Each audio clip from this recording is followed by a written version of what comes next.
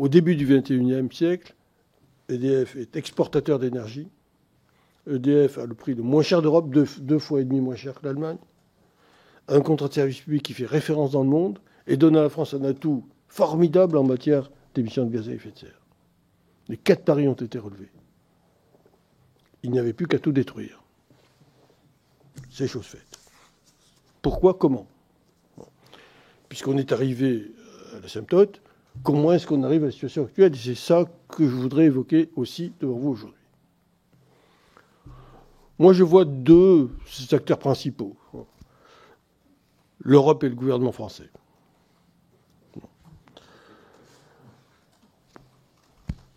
On peut en discuter. L'Europe. Alors, l'Europe, toute la réglementation européenne depuis 10 ans n'a comme conséquence que la désintégration de l'entreprise EDF.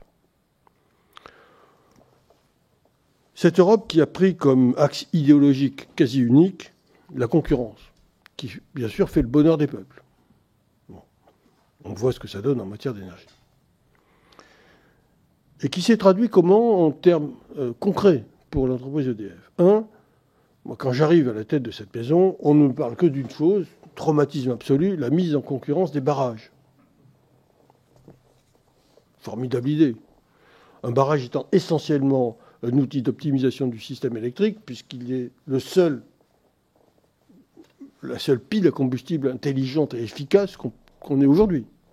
Un barrage sert d'abord à stocker, beaucoup plus qu'à produire. Donc la mise en concurrence consistait à supprimer le stockage.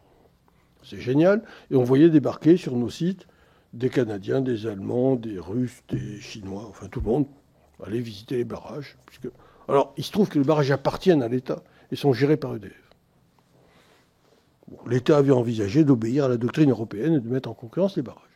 Je me suis battu, évidemment, avec l'ensemble de l'entreprise. Rien n'a été conclu, mais rien n'est réglé. On reste en lévitation. On sait pas.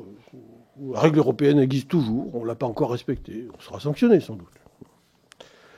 La deuxième loi géniale, c'est la loi NOM que vous avez rappelée, qui consiste à imposer à EDF la vente à prix cassé, puisqu'inférieur au coût de revient de 25% de sa production électronucléaire, à ses propres concurrents, pour qu'ils puissent vendre son énergie, à l'heure, aux clients d'EDF. Ça a très bien fonctionné, ils sont devenus riches. C'est d'une pertinence absolue. Je l'ai dénoncé pendant des années, avec l'efficacité que vous voyez. Et puis, pour couronner le tout, il fallait quand même définir un prix de marché, puisqu'il n'y avait pas de marché. On a défini un prix de marché. Prix de marché qui a été indexé sur quoi? Sur le gaz.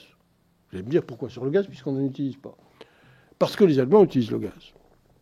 Et que toute cette démarche, c'est une démarche allemande. Toute la réglementation européenne est une réglementation allemande.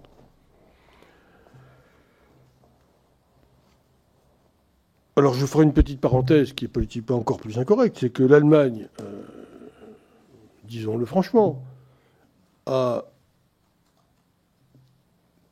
depuis la création de la Bundesrepublik, choisi l'industrie comme axe majeur de son économie, et a choisi l'Ostpolitik pour son développement.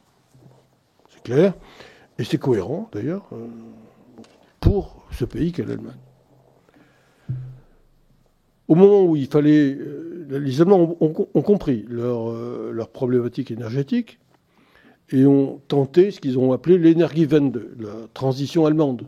Ils ont inventé le mot avant nous, qui s'est transformée en catastrophe absolue, puisqu'elle s'est traduite par un affaiblissement historique des opérateurs allemands, quasi en ruine, que ce soit les deux grands, Weber et RWE, se sont pratiquement ruinés.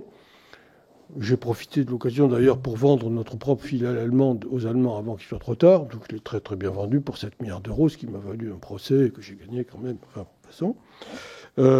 Mais les énergéticiens allemands étaient à la ramasse totale, ruinés totalement. Et l'Allemagne était totalement vulnérable en matière énergétique. Comment voulez-vous que ce pays, qui a fondé sa richesse, son efficacité, sa crédibilité sur son industrie, accepte que la France dispose d'un outil compétitif aussi puissant qu'EDF à sa porte? l'obsession allemande depuis 30 ans, c'est la désintégration d'EDF.